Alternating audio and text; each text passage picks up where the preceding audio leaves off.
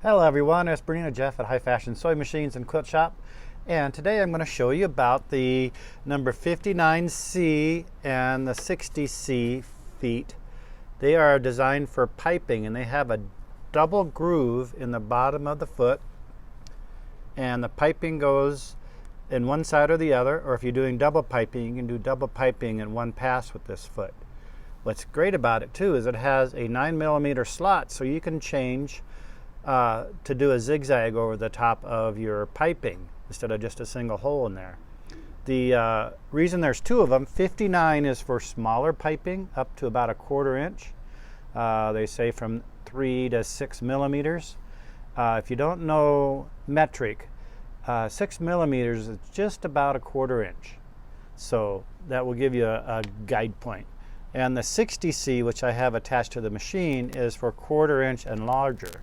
It's exactly the same bottom, and so it has the double groove in there. And I'm going to show you some projects and techniques you can use with this foot. So the first thing I'm going to do is I'm going to tell the machine I have the 60C. So if it's like just the number 1 foot, I like to use the magnifying glass, which has a 0 through 9. And let's say I want to find the 59 foot. I type in 59 and it will come in 59 or 59C. I'm thinking they're only making the C version now, but the 59 will work on 5.5 millimeter machines, and the 59C will work on 9 millimeter machines and your older, not older, but your 5.5 millimeter machines. So I'm going to go back and I'm going to erase this and go to number 60. I'm going to select the 60C because that's what it says here. So always select your foot. Now here's a little tip. This foot doesn't have a slot in it. So to get the thread underneath the foot, I slide it on the needle first and grab the thread from the back of the needle. And now that foot is pre-threaded through the slot in the bottom. On any foot that doesn't have the slot, it works great to do that. Or you can poke it through and kind of get it through that way. So there's several techniques that this foot will do. And my best source when I started doing this little research for this video is Bernina's Big Book of Feet. This is amazing. It's all great colored pictures. When you look up your foot, they're kind of in foot number order. So you got the double corded feet. Sees how the 59 and the 60C both work. Gives you some ideas of projects. So I'm going to do a double couching. I'm going to do a piping. I'm going to do a double piping. And I'm going to show you real quick how to do this coil. And it works really great. This is the tool for the job. If you do anything with piping or anything round or anything bulky, your art quilters and stuff, if you're putting a piping between a sashing and a border or something, this would be the best tool for the job. It really gets your piping tight. I did this one real quick, and look at how tight that piping is to the edge of the fabric. So if you're doing it around a pillow, you're not going to have a little bit of flange showing out. So the first thing I want to show you is the double couching. This is just a yarn. It's kind of a heavy yarn and doesn't have a lot of body, but I'm just going to lay that down. See how I did there? I'm just going to lay it down. And this one I'd probably, if it were really picky, I would probably use the 59. So I'm going to drop the foot, make sure my yarn is right in the middle. Now if I do a straight stitch, it's going to miss the couching effect. So I'm going to go select a zigzag. I'm going to make it about 6 millimeters. I'm going to bring it down to 6 millimeters wide. And I'm making it longer. So this is just going to catch that yarn. And I'm just going to go ahead and sew and let that catch. And I'm just guiding that a little bit there. Hit my trim. So if you wanted to do a double couching effect, it's red thread and you can't even see it. Look at how nicely that was done. So that's a great effect for double couching. Now, just plain old piping. I have this home decorating cording stuff. So It is kind of squishy, but it will find the groove of that foot. So I'm going to lower the foot, and I'm not going to sew yet because I'm still on zigzag. I'm going to go to my straight stitch. And my straight stitch is right next to the piping. So if I start sewing here,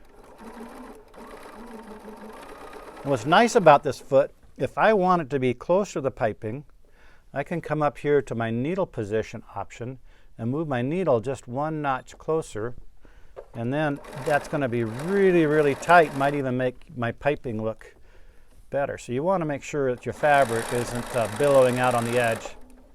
So let's see what we got here.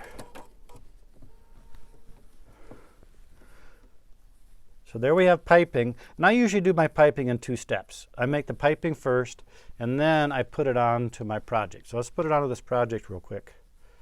So this foot works for that. I'm just putting it on the other side. Let's drop the foot, put my needle back into the other position. And now I'm sewing that on there purposely really, really tight. And let's see what we got here. There's our piping. You don't see any, this is not even sewn there, but look at how tight that is. So that's a great way to put piping on the edge of a decorative pillow, on a throw. So years ago, I used to have an upholstery department in my store, and we sold upholstery products. And a technique they used on upholstery was double welt cord or double piping. And this foot works great for that. So what you do is you take, even shows you in the big book of feet, you take about a 2.5 inch wide piece of fabric and you wrap it around twice, or wrap it around the 2 cords, not twice, just wrap it around the 2 cords. Let's get started here. Just push that down. I'm in straight. I want to be down the center. And all I'm going to do is keep this wrapped as I go. Some more wonder clips. And I don't care if there's fabric there because I'm going to trim that off later. And it's best if you sew from the top because that little slot in the foot makes that stitch basically just disappear. And you've got a double row of piping, and you go to the back side here and you trim off this extra. And it can be glued on or stapled on. And again, I'm using my horn scissors. These are my favorite scissors because they stay sharp almost forever. And they come in all different sizes.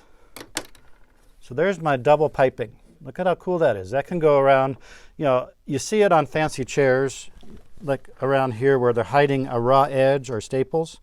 So anytime you have a raw edge and you want a fancy cover it up, you can use this. You can actually hot melt glue it down. You can take little baby brad nails, go through there. You can actually use staples and they pretty much hide in there. So that's what double piping is and what it's used for. Now, the other fun thing, the only thing not fun about this was getting it started. So don't judge me on my start here because I really was just trying to get the effect. So if you're wanting to do like a coil bowl or a mat, this works wonderful. So I'm just going to lower that down, and we need to bring a zigzag again. And I have a temporary altered memory stitch in this. I went right back to the 6mm and the 3.1, and that's one great thing about Bernina is it remembers the stitch you were on until you hit clear or turn the machine off.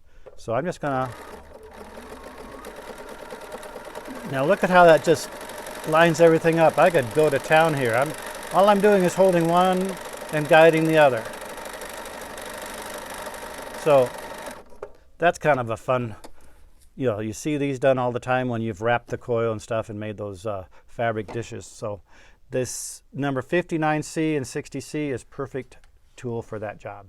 And they can be purchased on my Shopify account at bernina-jeff.myshopify.com. You can call up the store at 970-256-1293 after 9:30 Mountain Time. Or you can visit my website at www.hifashionjj.com. Or there's one more way. You can email me. I check those all myself. It's jpvlefty@aol.com. These will be in my description down below.